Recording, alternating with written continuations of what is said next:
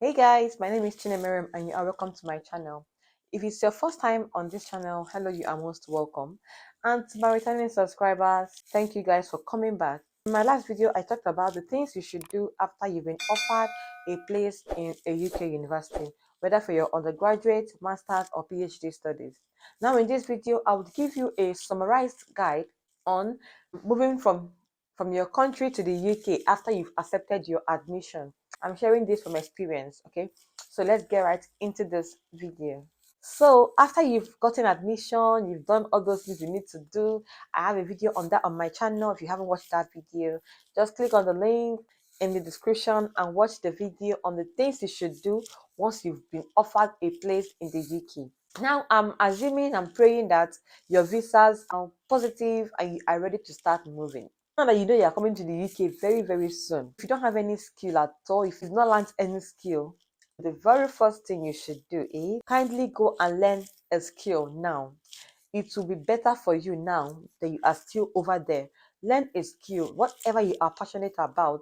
I have a video about side hustles on my channel. So you can check out the video and check out side hustles that will pay you money. And if you have interest in any of them, you can just go and look out for them and do them. It will not only make you money, it will also save you money. So go and learn some skills. If it's one, two, three, as much as you can learn and perfect, learn a skill. And if you have a skill already, I think you should perfect that skill.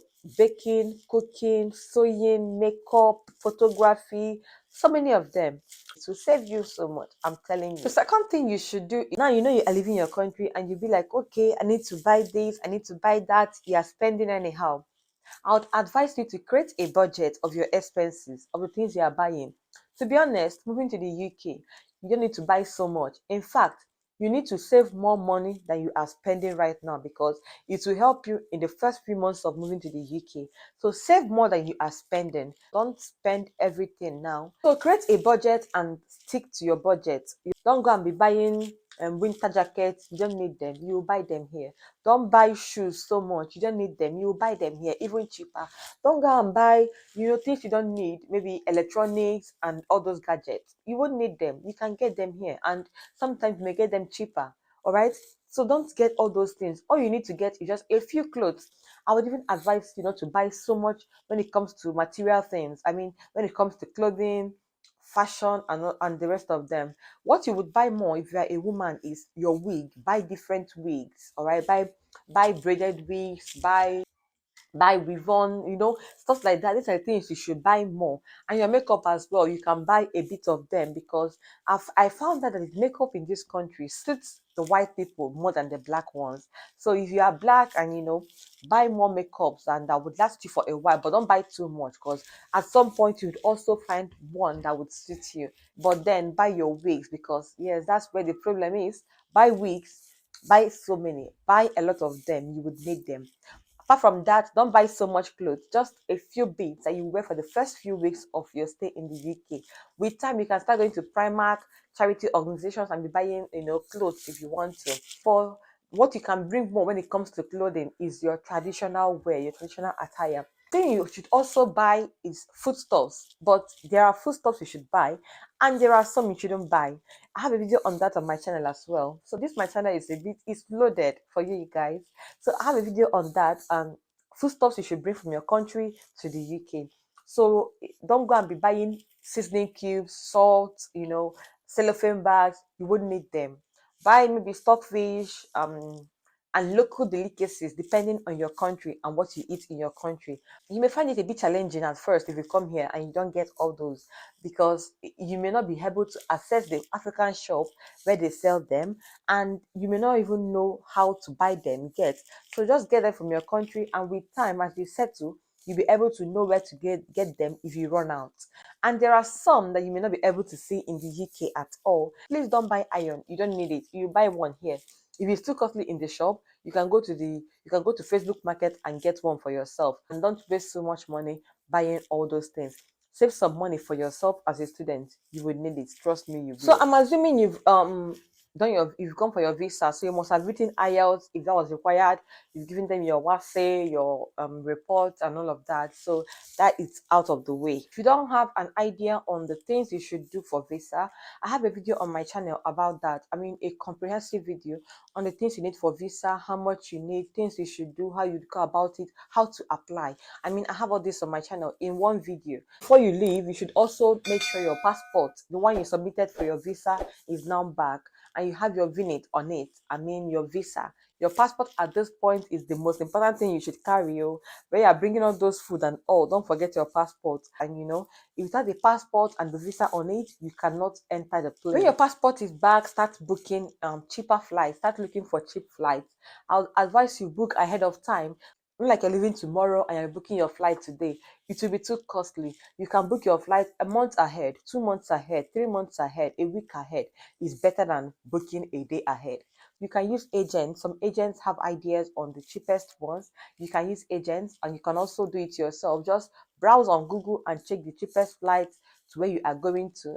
Now, when you are booking your flight, there are some flights have some rules. I know now they've scraped all those COVID-19 rules and all of that, but some flights would also still need that COVID-19 proof that you have been vaccinated or that you have done a test and you are negative, and you know, either you have been vaccinated or you have a negative result. Some flights still require that even now, even though people have said, well, the UK government have scrapped that and then you don't need that anymore. Please just try and do a test just so that you are sure nothing would stop you from taking your flight on the very day you have to leave.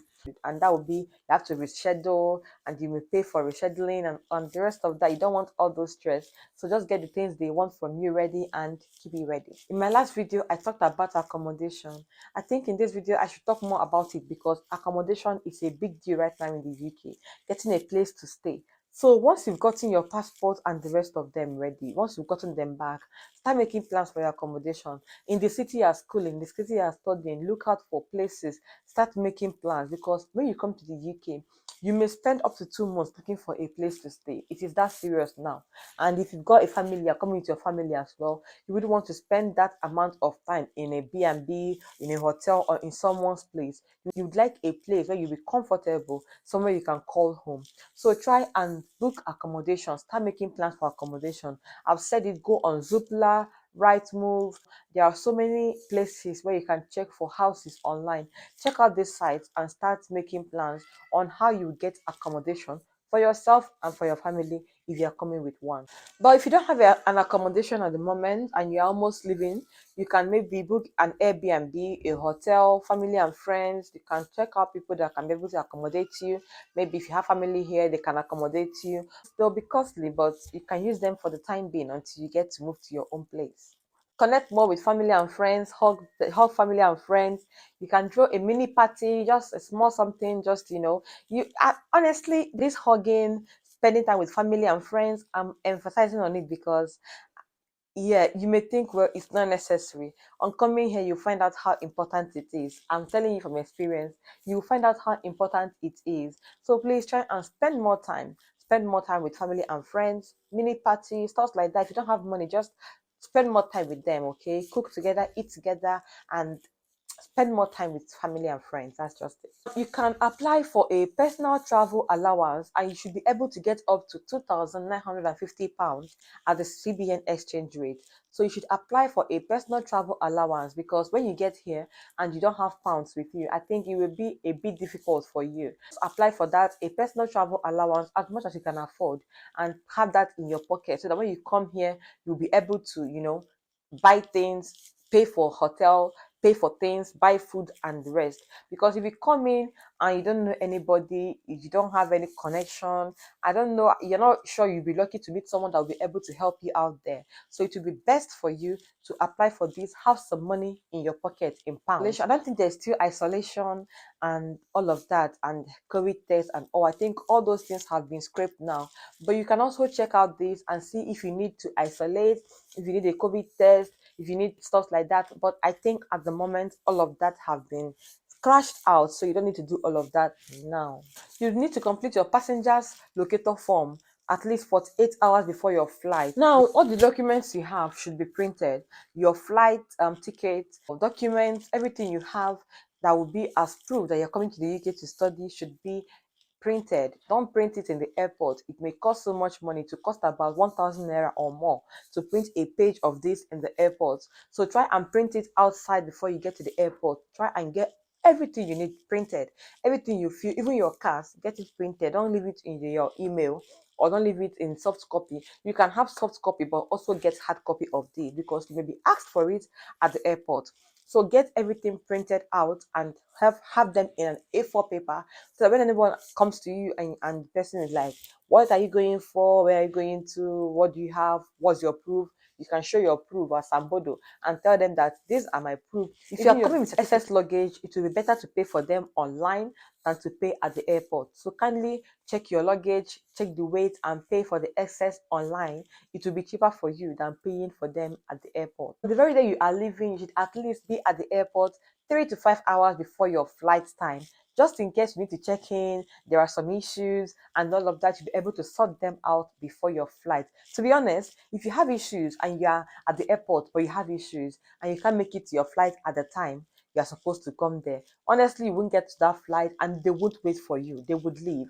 What that means is that you have to pay some more money to reschedule. And I don't know if you would like that. That would be a bit inconveniencing for me. So I think you should get there 3 to 5 hours before your flight, so that you can sort any issues, you can check in, you can do whatever you need to do before the time for your flight. So finally, try not to make the process a secret. I know from where we come from, we always want to make our travel plans a secret, so that our village people will not hold us back, will not draw us back.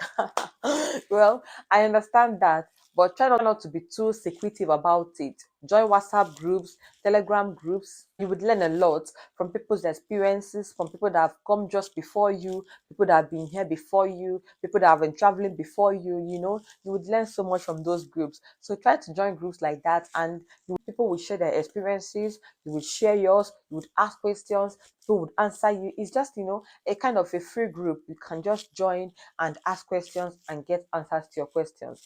Don't make it a bit too secretive. Even about school, you can even get connections from those groups in your area, people that are living close to you. You can make connections, you can make friends from those groups. I'd advise you, if it is possible, pay at least 80% of your tuition fee before you move to the UK, to save you a lot of energy and stress as an international student. But if you can't, please pay as much as you can, but try and pay at least to an extent.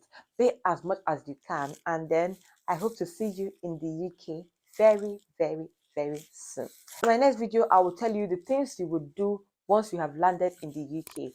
And that's that about this video. I hope it was helpful.